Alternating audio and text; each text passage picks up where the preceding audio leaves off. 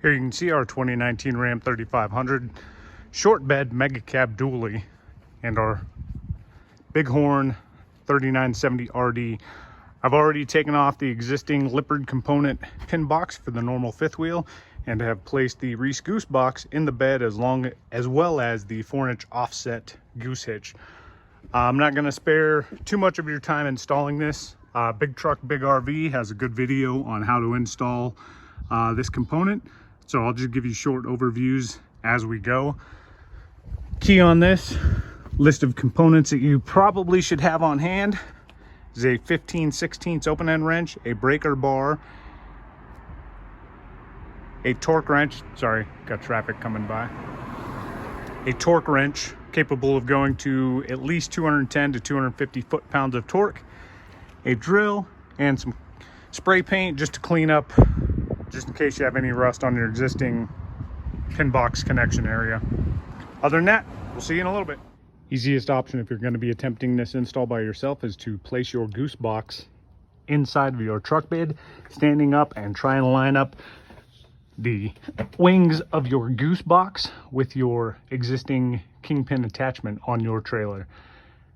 And then under the goose adapter, just place a piece of cardboard, which is going to help you slide this back and forth to align your holes appropriately as you go.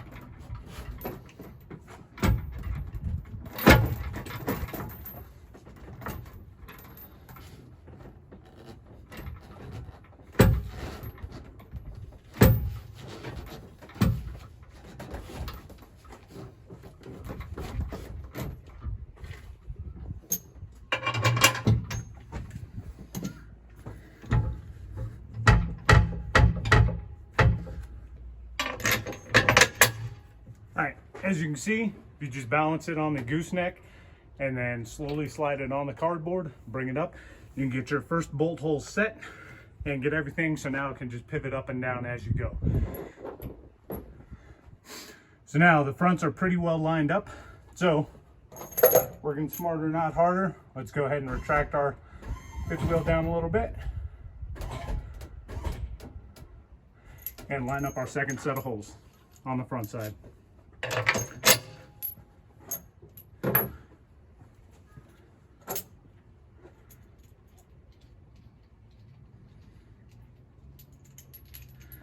Overall, this install doesn't seem to be super in-depth. It definitely would probably be a little bit easier to have two sets of hands while you do this, but overall, it's pretty straightforward, nothing crazy. All right, once you get everything set, get your front and rear to keep your goose box level. I'm gonna go ahead and continue without video, and we'll just put the rest of these bolts in, and we're gonna torque each of these bolts to 210 foot-pounds of torque and get our goose box completely installed on the hitch. Once again, if you want a more in-depth video, Big Truck Big RV, as well as a couple of onlines, have some videos on this. All right, so the hitch is on, last part of the install. This is kind of just a benefit for ease of backing by yourself. JD over at Big Truck Big RV obviously has his setup with the camera, which is great. But if you don't, a little trick, what I did, you can see I'd put some tape on the center line, and then I'm gonna spray paint right on my Goose box. And then on the bottom leading edge right here, put another one that I'll just line up that mark of paint along that bottom with the actual rail on my tonneau cover, and that'll let me know how far in to come when I do it. So I'll go get this thing painted, and then I'll show you what it's actually going to look like once it's done. Then actually we'll come out here real quick. So this is what it's going to look like on the box. So just pretty much an upside down T. That way we can line up this line with this, and then this line as you're backing up. If you have a center line on your backup camera, you can just line that up, and then it'll get everything set up for right where the ball is. So as you can see, just hook up your ball and then get everything set up to where you want it to be. All right, so to answer the question, 90 degrees, pretty close, but not happening. So we've got our Goose box. It's our 20K, and we went with the 4-inch offset B&W turnover Goose ball. And as you can see, we could probably come a little bit more, but she's cutting it close. We'll come around the other side. Gotta love that front end.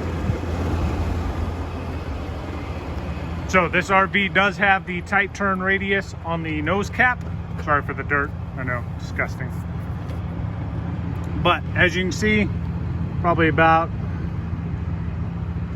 1.5 inches right there between the cab. Could probably squeeze it in there and get a full 90, but I don't want to try it with my window. But in all honesty, that if you can't get into a spot with something at least that turning radius, you shouldn't be pushing in a fifth wheel. Find a pull through spot.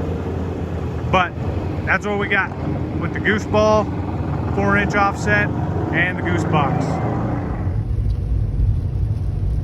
So overall towing experience, it's actually a little better than my fifth wheel, but not too much.